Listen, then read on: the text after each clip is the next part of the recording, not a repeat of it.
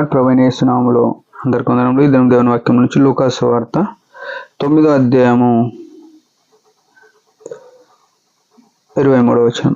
మరియు ఆయన అందరితో ఇట్లా నేను, ఎవడైనను నన్ను వెంబడింపగోరిన ఎడల తన్ను తాను ఉపేక్షించుకొని ప్రతి దినము తన సిలువనెత్తుకొని నన్ను వెంబడింపవలెనను. ప్రియమైన వాళ్ళారా, ఈ మాట చాలామంది చాలాసార్లు చదువుంటాం, విని ఉంటాం. తన సిలువను ఎత్తుకొని అంటేనే ఆయనను వెంబడించాలని యేసుప్రభు చెప్పినాడు. అయితే తన సిలువను ఎత్తుకోవాలంటే చాలామంది వేరే వేరే డినామినేషన్స్ వాళ్ళు ఏం చేస్తారంటే మెడలో సిలువ వేసుకుంటారు. సిలువను ఎత్తుకోమన్నాడు కాబట్టి అని సిలువ పట్టుకొని తిరుగుతుంటారు. ఇవన్నీ చేస్తుంటారు. వారికి అర్థమైంది వారు చేస్తున్నారు. కానీ బైబిల్లో అర్థం ఏంటంటే తను తాను ఉపేక్షించుకొని అన్నాడు. ఉపేక్ష అనే మాటకి ఏంటంటే తన స్థాయిని తాను కోల్పోయి లేకుంటే విడిచిపెట్టుకొని, యేసు రక్తంతో కడగబడిన మనము మన స్థాయి ఏదన్నా వదిలేసుకున్న దాఖలాలు ఉన్నాయా? మన కులము, మన గోత్రము, మన ఊరు, మన ప్రాంతము ఏదో వదులుకుంటున్నాం. మనం ఏది వదులుకోకుండా ఉపేక్షించుకొని సేవ చేస్తున్నామని చెప్పి మనము ఎక్కడ దేవునికి ఇంపైన సేవ చేయగలుగుతాం? వాళ్ళు సేవకులు కానీ సంఘంలో ఉన్న ప్రతి ఒక్కరు ఏదో రకంగా దేవుని సేవలో ఉన్నట్టే ఈ సేవ చేసినా, పరిచర్య చేసినా, పెద్దలుగా ఉన్నా, ఇంకేదన్నా చేసినా దేవుని పరిచర్యలో ఉన్నాం, సేవలో ఉన్నాం చెప్పుకునే మనం ఉపేక్షించుకునేది ఏడ కనబడుతుంది? నేనేమనుకుంటున్నావు అనేటోళ్ళం చాలామంది ఉన్నాం.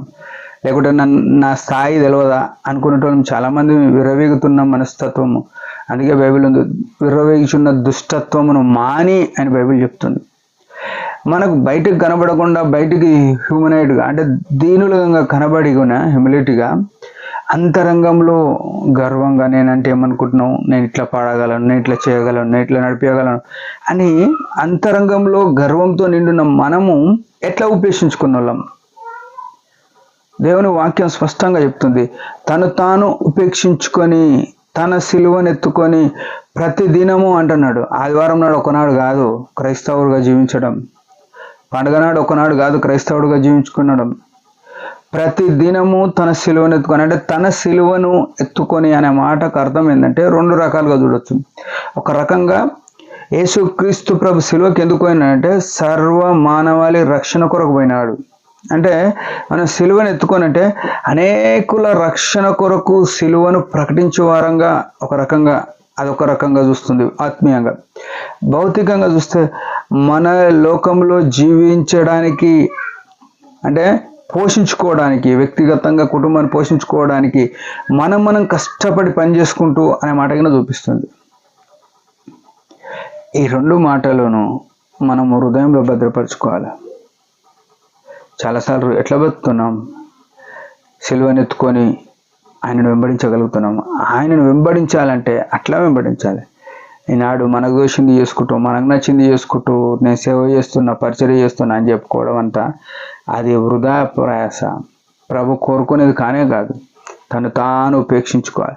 మనకున్న అర్హతలను వదిలేసుకోవాలి ప్రభు కొరకు. మనకున్న డిగ్రీలను వదిలేసుకోవాలి. మన ఉద్యోగం స్థలంలో ఉన్నా సరే, పరిచర్య చేసే స్థలంలో ఉన్నా సరే, మనకు లోక సంబంధంగా ఏవైతే లాభాలు ఉన్నాయో అపొస్తలుడైన పౌలు పిలిపిలో చెప్పినట్టుగా ఏవేవి లాభకరములై ఉండెనో 3వ అధ్యాయం 7వ వచనంలో వాటిని వదిలేసుకున్నాడు. ఈ లోక సంబంధమైన లాభాలన్నీ కోరుకుంటూ మనం సేవ చేస్తున్నామని చెప్పుకోవడం బుద్ధిహీనత అవుతుంది. దేవునికి మహిమ రాదు. నువ్వు చేస్తుండొచ్చు, చూస్తున్న వాళ్ళు సపర్లు కొట్టేవాళ్ళు ఉండొచ్చు, సంతోషపెట్టేవాళ్ళు ఉండదు, దేవునికి మహిమేం రాదు. మనము ఉపేక్షించుకోవాలా. ప్రతిదినము సిలువను ఎత్తుకోవాలి. అనేకులకు యేసుక్రీస్తు గురించి చెప్పేటట్టుగా, లేకుంటే మన జీవనం మనం సాగించుకునేటట్టుగా ఈ లోకంలో జీవించి ఆయన నామం మహిమ కొరకు జీవించే వారమై ఉండాలి.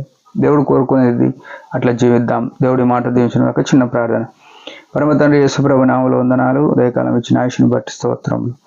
నీ ఘనమైన ఆలోచన ప్రతిదినము సిలువను ఎత్తుకొని వెంబడించుకోవాలన్నావు, ఉపేక్షించుకోవాలన్నావు. కృపనియండి, సమాధానం ఇవ్వండి. నీ అందరూ ఆధారపడి జీవించటకు బలపరచండి. యేసుప్రభు పరిశుద్ధ నామములో ప్రార్థిస్తున్నాం తండ్రి, ఆమేన్. మీరందరి పరిచర్య గురించి భారంగా ప్రార్థన చేయండి. Praise the lord.